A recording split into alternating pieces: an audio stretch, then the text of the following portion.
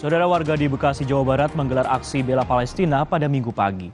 Aksi ini diikuti masyarakat dan sejumlah tokoh lintas agama.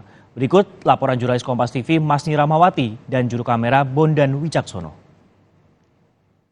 Sejak serangan yang dilakukan oleh Israel kepada Palestina dari tanggal 7 Oktober 2022 hingga sekarang, dari seluruh dunia ini mengecam aksi Israel yang menyerang Palestina. Dan dari seluruh dunia pun melakukan aksi bela Palestina, termasuk Indonesia. Minggu lalu itu di Jakarta dilaksanakannya aksi bela Palestina yang dihadiri hampir 2 juta orang. Dan hari ini warga Bekasi ini melakukan aksi bela Palestina yang dilakukan sejak tadi pagi dari pukul 6 pagi hingga pukul 10 pagi waktu Indonesia Barat. Ini bertepatan dengan Car Free Day atau Hari Bebas Kendaraan yang dilakukan di Jalan Ahmad Yani, Kota Bekasi.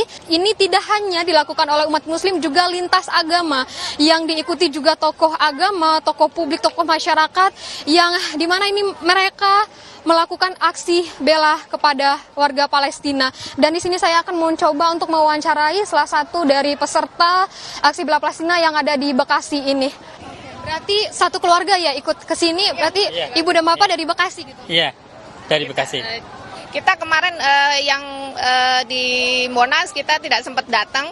Ini alhamdulillah di Bekasi ada, jadi kita datang. Mengikuti orasi dan juga mengikuti doa bersama tadi ya? Iya, intinya Bekasi bersama Palestina. Mungkin apa nih harapannya setelah mengikuti aksi damai ini? Yang terdekat stop genosida, gencatan senjata mungkin ya. Yang jangka panjangnya Palestina merdeka tentu saja. Ya, free Palestina. Oke, baik, terima kasih Bapak Denny. Ya, terima kasih.